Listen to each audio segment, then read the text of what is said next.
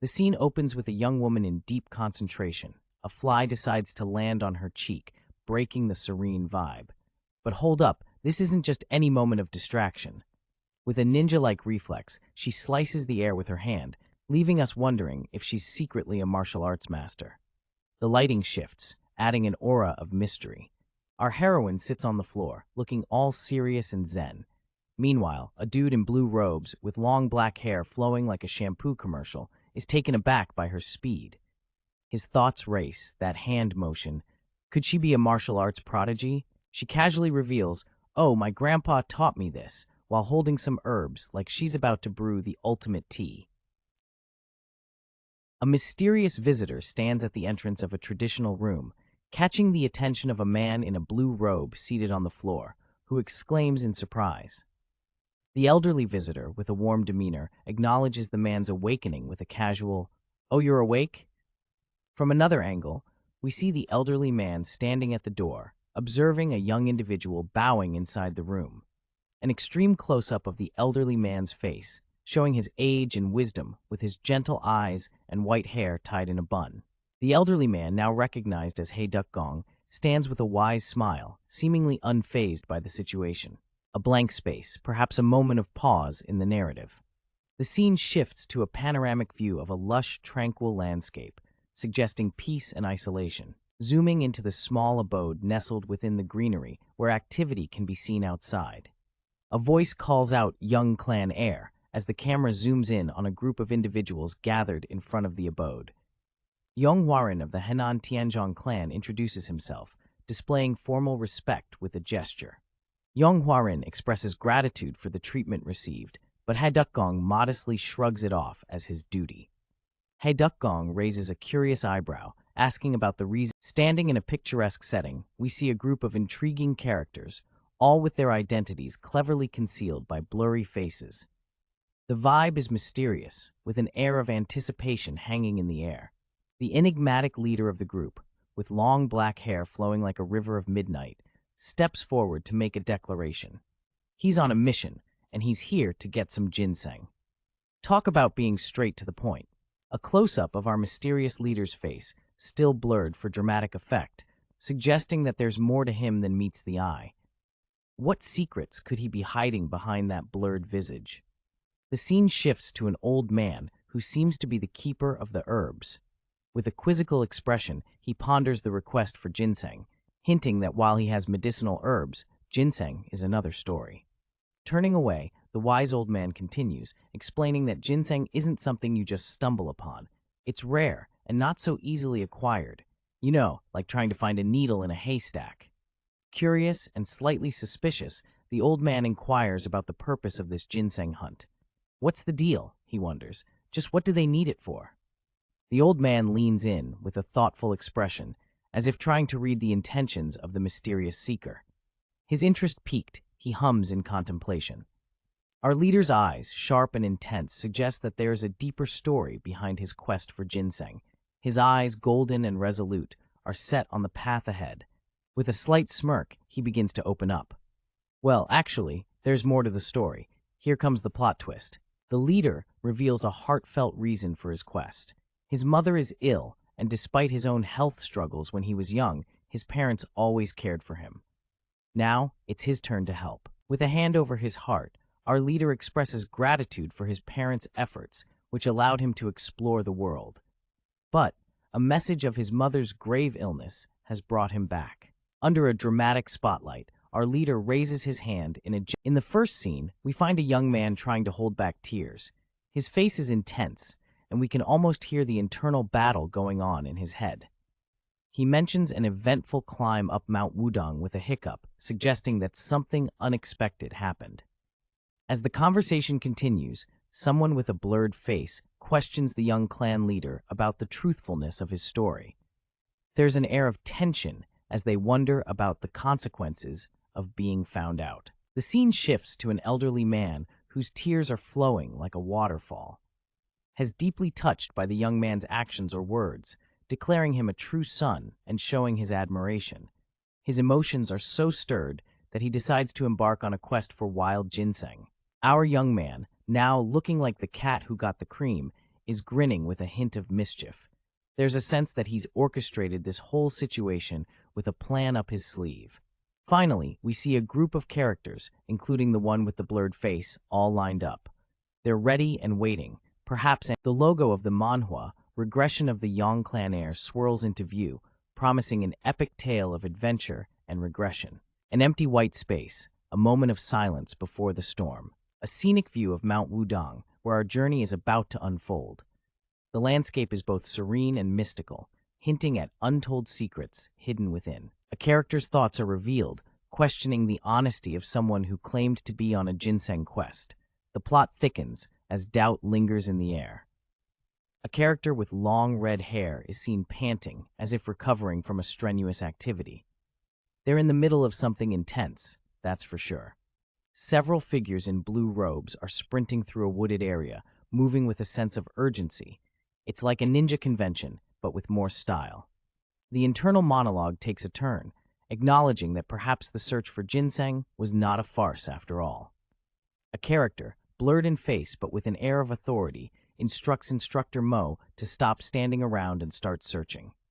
Time is of the essence. A bold declaration is made about finding the yin-yang depth, quickly corrected to ginseng for a mother, a slip of the tongue, or a glimpse of the truth. The determined eyes of a character wearing a headband come into focus, filled with resolve and purpose. This dude means business. A dramatic splash of black, signaling a moment of intensity, or perhaps a dramatic pause in the narrative. The team, alerted by the command, springs into action with an "A all right," scattering into the forest to fulfill their mission.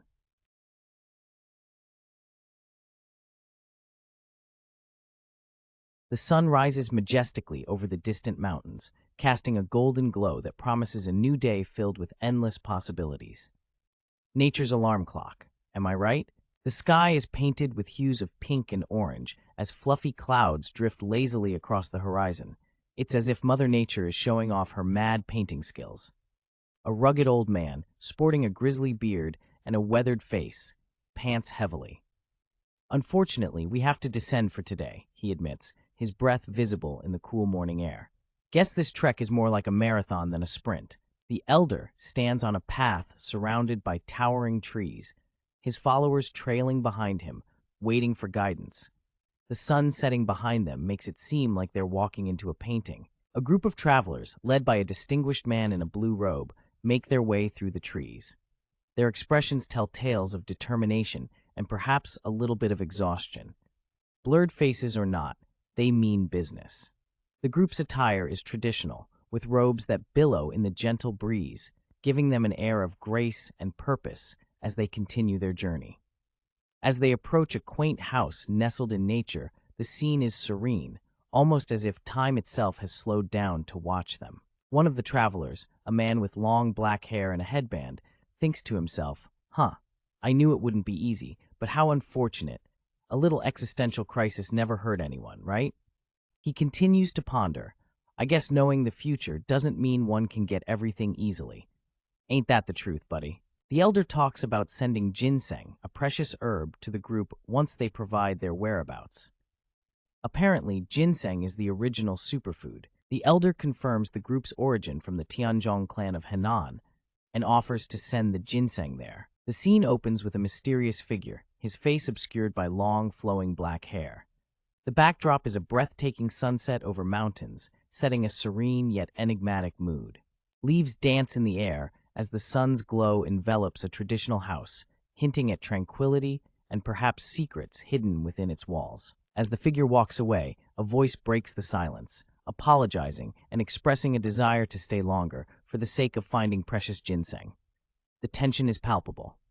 The man with long hair, now more visible, seems to be considering the request as he stands under the fading light of dusk. The scene shifts dramatically. The same figure is now engulfed in a red aura, seated in meditation. The intensity is palpable as he seems to be focusing on something important. An interior shot of a traditional house, its doors closed tight. The sunlight seeps through, indicating a peaceful yet mysterious ambiance within. Inside the house, logs are neatly stacked, suggesting preparation for something long-term, perhaps a journey or a mission. The meditating figure, now fully visible, exudes a powerful aura. His determination is evident as he plans to visit locations linked to a certain Heidukgong. The focus intensifies as he resolves to find clues related to the tome with a newfound determination. Relief washes over him as he acknowledges the importance of having a lead, pondering the endless possibilities it could open. He reflects on the time and effort saved by having a lead, contemplating the years it might have taken otherwise. As the sun peeks through the wooden beams of a traditional house, we find ourselves in a serene setting. A young man with long flowing black hair stands in a hallway, facing an old man garbed in a cozy orange robe. These two look like they've got some early morning business to handle. The young man, clad in a pale blue robe, stands across from the elderly man who holds a small bunch of herbs. The scene is quiet, just like the calm before the storm. With a polite bow, the young man greets the old man with a simple good morning. It's one of those polite exchanges that make you wonder if there's a deeper story behind these two. The camera pans down to show a doorway with sunlight streaming in, creating a tranquil atmosphere. This place feels like a sanctuary, away from the world's hustle and bustle. Taking a seat on the porch, the two share a moment of silence, each lost in their own thoughts. It's the kind of quiet companionship that speaks volumes without uttering a single word. The old man breaks the silence, asking if the young man plans to hike with him today. There's something endearing about an elder's persistence in wanting company, isn't there? However, our young friend has other plans. He declines the offer, choosing to embark on his own little adventure today. Sometimes, a solo journey is just what the soul needs. Seated side by side, the duo seems to have reached an understanding. The young man is given the freedom to explore on his own. Yet, it feels like there's more to this conversation, like a hidden agenda. As the scenery shifts, we're treated to a breathtaking view of nature. The world beyond their porch is vast and full of possibilities. Both the young and the elderly man sit with their backs to us, gazing at the lush forest ahead. There's a sense of anticipation, as if they're waiting for something or someone. The old man, with a hint of curiosity, wonders aloud about the whereabouts of Cholyung. It's as if Cholyung is a missing piece in their morning ritual. His name echoes in the air, Cholyung. There's a story there, waiting to unfold, and we're all ears. Suddenly, as if on cue, a young boy dashes across the scene. The urgency in his steps suggests he's not just out for a morning jog. The young boy, huffing and puffing, is on a mission. What's the matter? Did you run into a tiger? Our scene opens with an old man and a mysterious figure in blue looking at a flustered young lad who seems to have had one heck of a morning. As the young lad stands there, he holds his fluffy white companion close, pondering the morning's adventures. Well, I was hunting with Baksol this morning. The young man begins his tale, describing his morning escapades in the forest. When some people tried to capture him, so I ran away. Clearly, the lad had no time to waste, sprinting away from these mysterious attackers. Some martial artists climbing Mount Wudong tried to capture Baksol. It seems they were after something special, and Baksol isn't just any ordinary pet. They must have realized that he is a mystic animal. Ah, the plot thickens. Baksol is no ordinary critter. He's got mystic vibes. There it is. Suddenly, attention shifts as something catches the eye of the onlookers. A group of intimidating figures emerges from the woods, their focus fixed on the young lad and his mystic friend. Are you the owner of that cat? One of the figures steps forward, fanning himself with an air of authority and curiosity. Sell it to me. The demand is made, but the young lad isn't about to give up Baksol so easily. No, Baksol isn't for sale. The young lad's voice rings out, his determination clear as day. The group stares down at the lad from behind. In a picturesque countryside, a woman adorned with flowers in her hair is trying to strike a deal. Why not? I'll pay you handsomely, she exclaims, clearly trying to buy something valuable. Before she even finishes her sentence, the response is a loud no. There's an immediate tension, as if the air itself crackled with defiance. The scene shifts to a courtyard where various onlookers are gathering, murmuring what's going on as the drama unfolds. The crowd grows silent, a palpable tension lingering as eyes are fixed on what seems to be a brewing confrontation. The setting is serene, with mountains in the background, but the focus remains on the group of people, all eyes on the unfolding drama.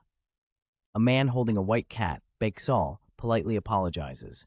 It's clear the cat is of great importance, almost as if it's a member of their family. An elder steps forward, saying, "But Bexal is like family to us. We cannot sell Bexal." His words are firm, yet respectful.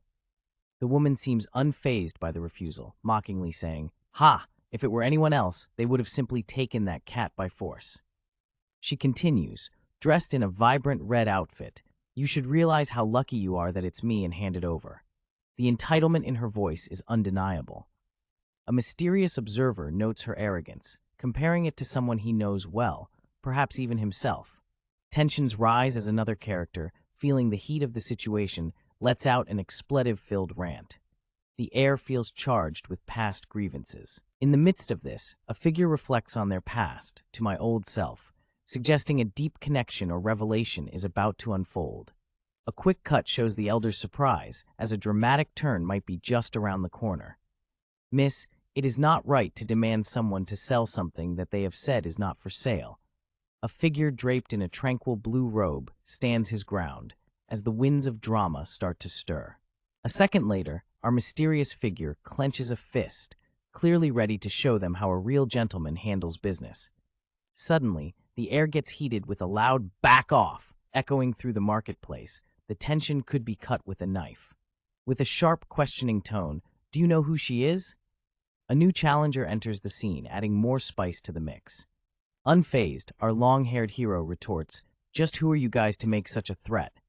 Clearly, he's not about to back down. With a confident smirk, this mysterious figure seems ready for whatever comes next. And then it comes, like a storm. "We are from the Jaegal clan." The big reveal drops like a bombshell. The situation is laid bare as the lady, adorned in an elegant red dress, stands poised behind her clan's muscle. A mighty declaration follows, and this lady is the youngest daughter of the Jaegal clan head.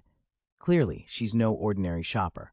Wait, the youngest daughter of the Jaegal clan head. Our hero is hit with a dose of realization. The plot thickens as the name Jaegal Yohai whispers through the air. Wait a minute. The youngest daughter of the Jaegal clan head? Our protagonist is having a moment of realization, folks. And there it is, the recognition. She must be Jaegal Yohai. The plot thickens. The younger sister of his fiancée, Jaegal Chongyong. No wonder the bodyguard's acting all tough. Family ties, am I right? The protagonist is respectful, acknowledging the honor of meeting a lady of the Jaegal clan. A touch of class in a world of chaos. Things are heating up as someone enters the scene, demanding to know where the protagonist is from. It's about to get real. Our protagonist isn't letting this slide. Foot down, it's confrontation time. Uh-oh, the protagonist is calling out the guard for being too bold. Tensions are reaching a boiling point. The confrontation is on. Hands are clashing, and it's clear this is more than just a friendly chat. The focus is on the protagonist's grip, ready to handle whatever comes next. Stay tuned for the action. We are thrown into a heated face-off between two fierce-looking dudes, each puffing their chests and sporting an intense glare. One of them declares, "We are from the Henan Tian," like that's supposed to mean something. The tension escalates as their noses practically touch, their expressions locked in a battle of wills. Both are clearly not the type to back down easily. Suddenly, a voice cuts through the tension with a simple yet commanding stop. The scene shifts to a group of enigmatic figures, their identities hidden, stepping in to mediate. One of them steps forward, claiming, "We are just visitors of Mount Wudang," as if being tourists in a martial arts drama grants them some sort of immunity. The two groups stand facing each other, with neither side revealing their true intentions. The stakes are high, and everyone's waiting to see who will make the first move. One character scoffs, clearly unimpressed by this mysterious group's reluctance to reveal their affiliation. Some people just want to know who they're dealing with. Am I right? A young girl, adorned with floral hairpins and a fan in hand, stands ready to speak, her intentions as veiled as her face. The girl, with a tone of authority, addresses the kiddo, giving them two options. It's decision time, folks. Our mysterious character, back turned to the audience, stands at the center of attention as all eyes fall on their next move. The ultimatum is clear. You either take the money and hand over the cat, the stakes are high, and this is not your average kitty exchange. Or, as the threat looms, I take it from you by force. Somebody means business, and it's not the kind of business that involves lemonade stands. The tension is palpable, and the young character holding the white cat is the center of this brewing storm. Choices, choices. In a tender moment, amidst the chaos, the young character clutches the fluffy white cat tightly. The scene opens with a mysterious figure standing in a serene forest, waving their hand. They seem to be signaling someone, but their intentions are not yet clear. The suspense builds as the mysterious figure thinks to themselves, it seems they have a plan in mind. The figure gestures towards their own face, as if pointing out something significant. What could this mean in the grand scheme of things? A plan is unfolding as the mysterious figure thinks will distract them, indicating some kind of strategic move. The figure touches their forehead, perhaps signaling a moment of contemplation or a cunning idea that's about to be revealed. Amidst the tension, the mysterious figure thinks aloud, so throw it, indicating a potential action they're about to take. The scene shifts to a young person with fluffy brown hair holding a white cat, seemingly startled by the unfolding events. A sudden ahem breaks the moment, as if someone's trying to regain attention or announce their presence. A voice suggests, "Miss, there is a third option," introducing an element of choice or alternative to the scenario. Facing the suggestion of a third option, a young woman with decorative flowers in her hair looks visibly irritated, hinting at a brewing conflict. The young person with the cat seems confused, questioning a third option as they try to grasp the situation. The scene captures the young woman in a striking backshot. "Run!" That's the urgent shout that sets the scene. Someone's in big trouble. A young dude in traditional gear throws his hands in the air, trying to catch a flying cat. The lady in red with buns looks absolutely flabbergasted. A mystery woman in ornate red garments stands firm, but she's not the one in the spotlight now. The aerial view reveals a panicked trio and a cat that seems to have taken center stage. That cat's got some serious airtime. The fluffy white cat is in free fall, and it looks like everyone's got their eyes on it. A dramatic no echoes across the serene landscape. What a plot twist. Lady in red takes charge, tossing something with flair. Seems like she's not messing around. The mysterious long-haired dude steps in with a snarky comment. Someone's about to get schooled. Mr. Cool explains the obvious. Just catch the cat, duh. His calm demeanor is almost infuriating. His advice, catch the cat, problem solved. No complaints from the kiddo if they do. Lady in red rallies the troops. She's got a whole squad ready to pounce. Go capture it.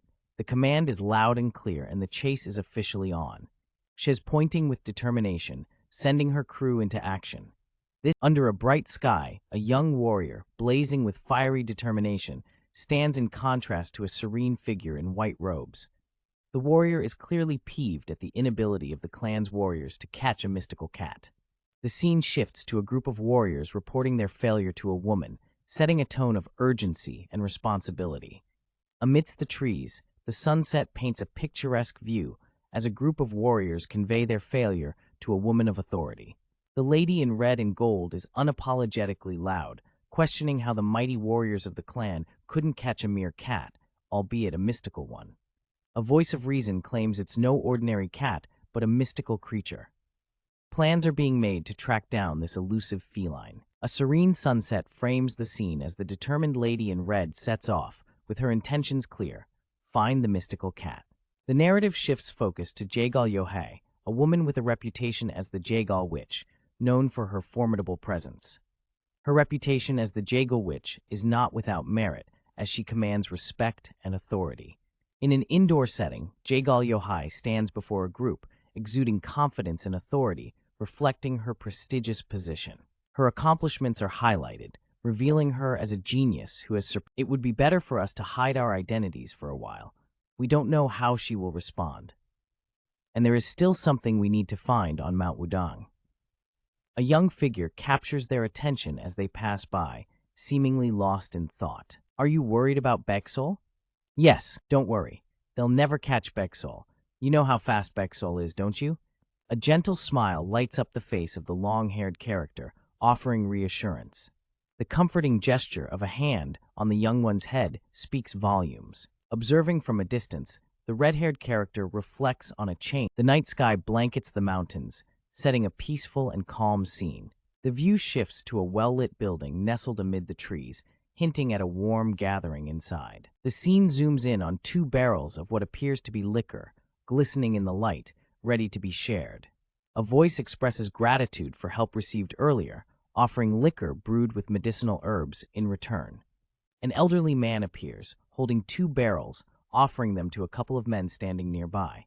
One of the men modestly says, "Oh, you didn't need to." The elderly man insists, "It's nothing. Please don't refuse." The scene takes a comedic turn as one of the men is taken aback with an "eh?" The men hilariously struggle as they're overwhelmed by the forceful generosity of the liquor offering. Sound effects of glug, glug, glug fill the air as the men are comically engulfed by the drink. A woman with long, flowing hair enters the scene, observing the chaos with a stern demeanor. The two men, now seated, continue to drink enthusiastically, demanding more. The focus shifts. All right, folks, we find ourselves under a starry night sky. A mysterious character with long red hair is catching some action from afar. They're peeping at a couple of folks about to throw down in an epic showdown. It's all serene and stuff, but you can feel the tension in the air. Now check this out. A kid is on the scene, assuming a stance that screams, "I've been training for this." The observer's all like, "Hold up, that kid's got some moves." Clearly, this child has been schooled in the ways of martial arts. As the moon shines down, the kid squares off against someone draped in robes, looking as chill as a cucumber. But don't let that calm demeanor fool you. There's something brewing beneath those sleeves. Things are heating up. Our red-haired observer sees the young gun charging forward with a battle cry that could wake the dead. The kid's got some serious agility and technique, but the robed figure? Oh, they're just standing there, cool as a cucumber, and then bam! They whip out some serious energy manipulation skills. The sky's buzzing with energy, and the scene is set on a dark and stormy night where a fierce battle is taking place. Our long-haired hero swings a mighty staff, sending ripples of energy through the air. It's like watching a martial arts movie where the hero is about to land a finishing move.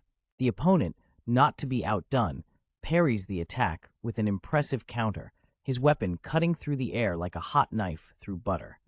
The clash is intense, and sparks are flying everywhere. You can almost hear the dramatic background music. Meanwhile, a red-haired woman is watching from the sidelines, eyes wide in astonishment.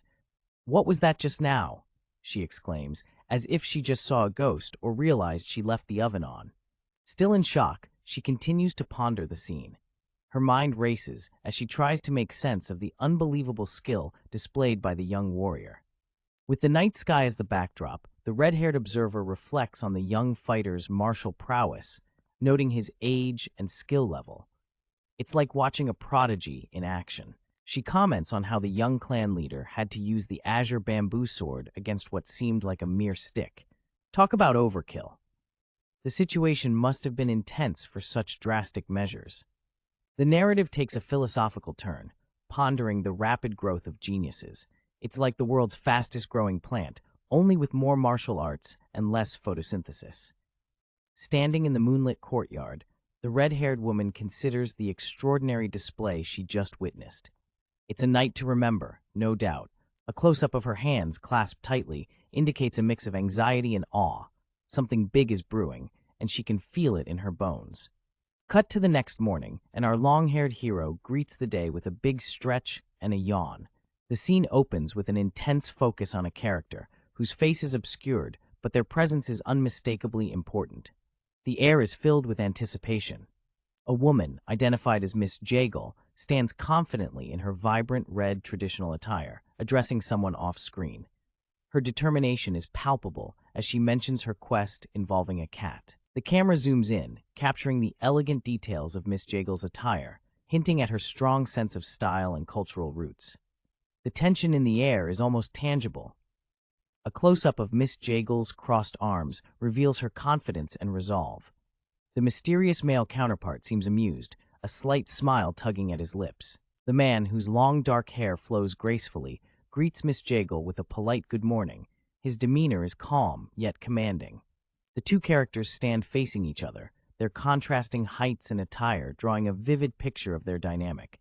Miss Jaegal's response is a firm, "not at all," dismissing any hesitation. Miss Jaegal, with a fierce look of determination, declares her intention to claim the cat, promising to make it hers with her own hands. This girl means business.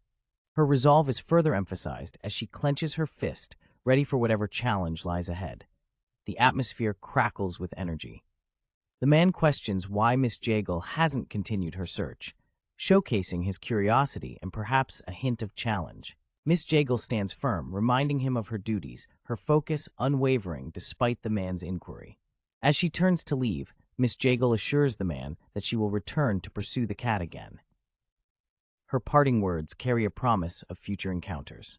The final frame. In this lively exchange, a girl with bright green eyes and a stylish brown bob is puzzled. "Wait, I don't think I've heard it," she says, questioning the man before her. Her inquisitive nature piques as she asks, "What sect are you from?" Clearly, she is not buying what he's selling. The man, with his long flowing black hair and a face of mystery, casually responds, "Just a small one in Henan. You wouldn't know it." As she listens, her expression says it all. She's not convinced. The tension is palpable as she takes in his words. Turning away with a humph, she walks off, leaving the man to ponder her frustration. He muses to himself, she's really frustrated. Clearly her skepticism has left a mark. Concerned about future encounters, he thinks, I hope I do not run into her at the Jaegal clan. Meanwhile, the girl is surrounded by a group of people, her frustration turning to suspicion. Her thoughts scream, he is lying till the end, as she processes his words. The atmosphere is tense as she questions, a small sect with that much chi? Her doubt grows. Suddenly, a figure shrouded in a red aura appears. This character radiates power, making everyone take notice. As the scene intensifies, she realizes the air is thick with intrigue as someone, with a voice as sharp as a katana, demands to investigate them.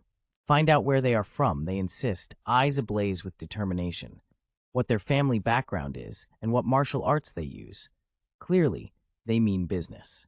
With a resounding cry of everything, the command leaves no stone unturned, echoing with urgency. The loyal crew echoes back, "Yes, miss," with a salute that practically screams dedication. Finally, the mastermind behind the operation is revealed. A fierce woman with striking green eyes, adorned in traditional garb with ornate hairpieces and a fan that can see. The scene opens with a clear blue sky, giving us a feeling of peace and calmness. The camera pans down to reveal an endless expanse of green hills and mountains, stretching far into the distance. We get a closer look at the lush, vibrant forest. The sunlight filters through the leaves, painting a picture of tranquility. Amidst the peaceful forest, our lone traveler walks along a sun-dappled path, their robes flowing gently with each step. A figure with long, dark hair, wearing traditional robes, peeks through the foliage, their face obscured but their curiosity evident. Nearby, a pair of bunnies hop through the underbrush, seemingly unbothered by the stranger's presence. The traveler wades into a serene pond, taking a moment to refresh in the cool waters as a gentle breeze rustles the leaves. The perspective shifts back to the picturesque landscape, with mountains towering in the background. Our traveler emerges from the bushes, looking contemplative as they survey their surroundings. With a sigh of frustration, the traveler admits, "I've been searching for days, revealing their long and arduous journey." Standing at the edge of a cliff, the traveler gazes out over the vast expanse, lamenting, "But I still haven't found a single clue." The search continues, with the promise of more mysteries. As the sun sets, another day will pass. Our mysterious long-haired friend seems deep in thought, recognizing that time waits for no one. He's got that "I can't stay in this place forever" vibe going on. You know, like when you linger too long at a party and realize you need to bounce before the snacks run out. At this point, the feeling in the air is one of change. It's like when you know something big is about to happen and you need to pay attention. Everyone, listen carefully. The leader is about to drop some knowledge, and you don't want to miss it. We'll leave as soon as our preparations are complete. The squad is all ears, standing on the porch of a quaint house surrounded by trees and mountains. It's almost like a getaway retreat, but with more serious vibes. All right, the long-haired leader is laying down the plan. The group is itching to move, and you can feel the excitement building, like they're about to go on an epic road trip. I've been itching to move. One of the guys is flexing his muscles, ready for action. The red-haired member is already planning to pack up their stuff. It's like when you're ready to head out the door, but someone is still looking for their shoes. The group sets off, walking with purpose. From above, they look like they're on a mission, probably plotting their next move. Our mysterious leader stands alone again, watching his crew head out. The sun's rays, running like a bat out of hell, our mysterious figure dashes through the trees, yelling, "Help!" as if their life depended on it. As if the universe hit pause, we see the ground beneath the runner's feet, with speed lines stretching into oblivion. Things are getting intense, folks. Panting like they just ran a marathon, the young lad reaches a calm figure in a robe. This elegant character asks, "What is it?" as the kid tries to catch his breath. The scene focuses on their feet, a dramatic build-up to what the young lad will reveal next. The tension is thicker than a bowl of oatmeal. The young lad, still huffing and puffing, reveals that Bakshal got hurt. The plot thickens as concern fills the air. With trembling hands, our young hero clutches something small and fluffy.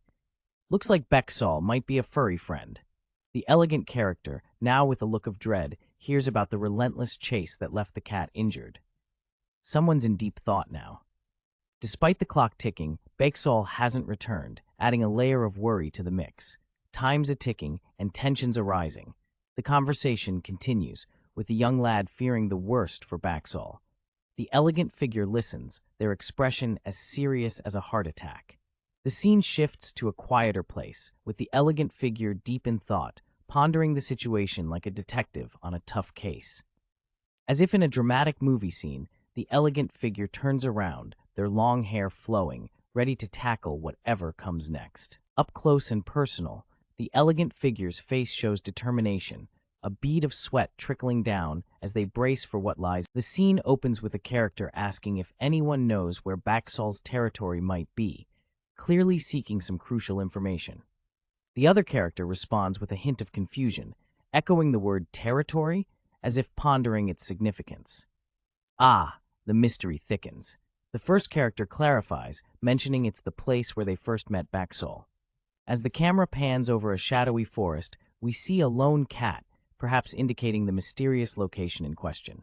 Back to our dynamic duo, the second character, now filled with resolve, exclaims, "Yes, I know," with clenched fists and determination. The first character, impressed by their enthusiasm, assures them, "All right, I'll help out." Walking away, the first character affirms their commitment, leaving the second in hopeful disbelief as they ask, "Really?" With a heartfelt expression, the first character explains their motivation. "You said Bakshal is like family to you, so naturally, I'll help." A close-up of the first character's face as they stand resolute, underlining their sincerity and commitment. The scene fades out, leaving us with a sense of anticipation for the journey ahead. The title appears in bold, Digression of the Yang clan heir, setting the stage for an epic tale. The scene shifts abruptly, with two characters sprinting through a lush, vibrant forest, their speed leaving a wake of blurred motion. Their swift journey continues. In the blink of an eye, a figure bolts through a dense forest, barely a whisper as they cut through the trees. Speed is the name of the game here, folks. Next up, we see a continuation of this high-speed chase, with the scene almost bending with the velocity of our mysterious runner. The forest is a blur, but the urgency is crystal clear. Suddenly, two figures emerge from the forest into a sunlit clearing, one carrying the other. Their hair flows dramatically in the wind, truly cinematic stuff. A shadowy figure with a wicked grin looms, looking like they just can't wait to catch up. They seem to be enjoying this, maybe a little too much. The mysterious figure continues their pursuit as tension builds with each passing second. Someone shouts, "Over there!" Clearly, our characters are in a tight spot and time is running out. The carrier's hand is gripping tightly, ready for action. No time for hesitation here. With a dramatic leap, they land with a thud, dust flying everywhere. These folks don't mess around. The scene opens up to a majestic view of a cliff, towering high and proud. What a sight! Our duo stands at the foot of this daunting cliff, looking up at the challenge ahead. A rock-climbing adventure is on the horizon. Back to our mysterious pursuer, who stands alone, their intentions still unclear. They definitely have some tricks up their sleeve. Reunited, our pair steadies themselves, ready to face whatever comes next. They've got this. The final dialogue reveals a bit of their plan, as one character asks, "So it's all the way down there?" and receives a simple, yet determined. The scene opens with an echoing call, "Bake sale!" reverberating through the serene landscape. Someone's calling out, and it seems like a matter of urgency. Our view shifts to a rocky cliff, still echoing with the call for Boxall. The person or creature they're searching for is clearly important. Standing before the cliff are two figures, one in flowing robes. "White Kitty," they call out, perhaps trying a more playful approach to lure out their missing companion. A voice rings out with a sense of direction. "Over here!" The search seems to be narrowing down as they investigate the area. The scene thickens as one of the duo spots something through the trees, gesturing with urgency. The search takes a serious turn. It's Bekshul's fur and blood reveals one of them, pointing to the ground. Concern is palpable as they realize their fluffy friend might be in trouble. As they move closer, tension builds. The searchers are determined and inching towards a resolution. The duo exchange a glance of determination. "We're close," one of them exclaims with confidence, renewing their resolve to find Bekshul. They press on, calling out again, "White Kitty, where are you?" The urgency in their voices rises as they continue their search. Together, they trek through the greenery, their determination unwavering. The call for Bekshul echoes once more, revealing their steadfast resolve. In a reassuring tone, one of them says, "Don't worry, the traces mean Bekshul's around here, so if we just look a little longer," hope lingers in their words. Peeking through the foliage, a face emerges, eyes scanning the area intently as they push forward in their quest. Suddenly, their eyes widen in shock. A massive boulder stands against a backdrop of rocky cliffs, its surface rugged and ancient, as if guarding a secret. A gentle breeze rustles through, hinting at something more than meets the eye. The boulder looms large, its surface an intricate tapestry of time's wear and tear. It seems to be the central focus, as if waiting for someone to uncover its mysteries. Below the boulder, the ground is grassy, a stark contrast to the rocky cliffs above. It feels like the calm before the storm, setting the stage for a reveal. Two figures emerge from the foliage, a tall, dark-haired man and a younger companion. The man confidently declares, "This is the place, Cheolyung." The air is thick with anticipation. The scene shifts slightly, showing the boulder in its entirety. The characters stand nearby, their presence dwarfed by the stone giant. From above, the two figures are dwarfed by the boulder, its size even more imposing from this angle. They seem small and vulnerable beneath its shadow. The long-haired man places a hand on the boulder, his expression focused. "A breeze?" he questions, suggesting there's more to this stone than solid rock. The younger companion peers around the boulder, declaring, "I think there's an opening behind this boulder." Their curiosity is piqued. The long-haired man, with determination etched into his face, instructs his companion, "Move away for a bit. It's clear he's about to take action." As the camera zooms in, his hand presses firmly against the boulder. Tension builds, hinting at the effort required to unveil what lies behind. With a mighty exertion, the long-haired man strains against the boulder, sweat glistening on his brow as he gives it his all. The strain is evident on his hand, sweat trickling down as he pushes with all his might. The screen is momentarily blank, a pause in the action as the boulder resists. Finally, the boulder begins to give way. The long-haired man stands, triumphant, as the boulder shifts ever so slightly. The breeze intensifies, dancing around him, promising secrets soon to be revealed. It's a classic case of move it or lose it, as our hero is drenched in sweat, struggling to shift a stubborn stone slab. It's a no-go, and the slab's not moving an inch. Has hit a wall, literally. With the current chi level, that stone isn't going anywhere. Our hero is considering calling in the big guns, maybe Instructor Mo or the Ghost Blades. Could have fooled us. Our determined hero is putting his back into it, but that stone isn't moving. Seems like it's time for Plan B. A friend steps up, noticing a gap in the stone. Our hero chuckles, perhaps feeling his efforts might have contributed. But alas, the gap was there all along. With a knowing grin, the friend confirms the gap's been around. Our hero wipes the sweat off his brow, feeling a bit sheepish. A new suspect emerges. Our hero thinks Bekshul might have slipped through this gap. Time to channel those detective skills. Our brave hero decides to dive into the mystery. It's dangerous, but someone's got to do it. The friend is on board with the plan. The scene opens with a heavy sigh echoing through the darkness. Phew. A lone figure, draped in a cloak with flowing dark hair, stands against the backdrop of a mysterious cave, peering into the unknown. Footsteps echo softly as the figure moves forward, the hem of their robe brushing the ground. The cave's vastness is awe-inspiring, prompting an exclamation. It's spacious. From above, the figure appears small against the expansive rocky floor, a testament to the chamber's size. Astonishment fills the air as the realization hits. Such a large chamber was concealed by just a boulder. Suddenly, the figure's face is lit up by an unexpected glow, their expression one of surprise.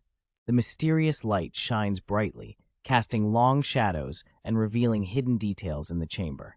The figure's eyes widen as they ponder the source of this stanks. A sudden light.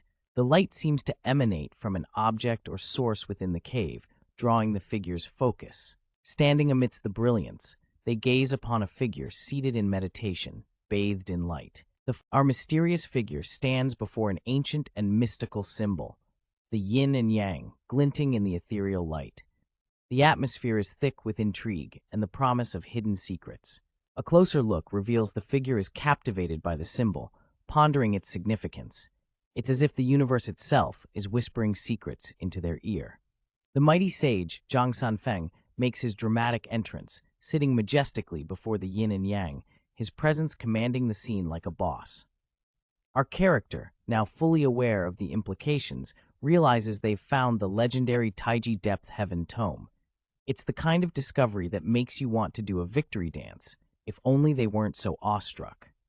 As the scene shifts, our protagonist stands firm, ready to embrace the unknown. The adventure is just meet our star of the show, a white kitty with a hint of mischief in its eyes. This fluffy furball seems to be chilling, maybe plotting some grand kitty scheme, an empty space that leaves us hanging, building up the suspense for what's about to happen next. In the shadows of the cave, a mysterious figure emerges. With flowing black hair and a robe, this person seems to be deep in thought, or maybe just waiting for someone to bring them snacks. Another blank moment. The tension is palpable, as if something epic is about to unfold. Our white kitty friend seems to have taken a nap, perhaps dreaming of chasing mice or conquering the world. Yet another empty scene. The anticipation is killing us. What could be next? Outside the cave, a young boy with brown hair stands. He looks a bit surprised, possibly wondering if he should brave the cave or stick to safer grounds. The boy calls out, "Bexol? Is this the name of our white kitty friend?" Clearly, he's on a mission to find this mysterious Bexol. Silence surrounds the cave as the boy looks on, his curiosity piqued. What could be hiding in those shadows? Whoa! A mass of black hair emerges from the cave. That's one way to make an entrance. The boy is definitely in for a surprise. Another pause in the action. The calm before the storm, perhaps? The boy's face is a blur of emotions. The suspense is building, and he seems to be in for quite a shock. An empty space yet again. The scenery must be breathtaking if only we could see it. The long-haired figure emerges from the cave, meeting the boy. This is the moment we've been waiting for. What will happen next in this tale of mystery and cats? The page gives us a close-up of a young man's eye, wide open with a mix of shock and relief, a single tear escaping. Clearly, something emotional is going down. As the camera pans down, the young man's mouth is slightly open, possibly in disbelief or awe. The tension is high, folks. Boom, the speech bubble drops the bomb. I found Bexol. This mysterious Bexol must be pretty important. The next image reveals a character, whose face we can't see, holding a fluffy white cat.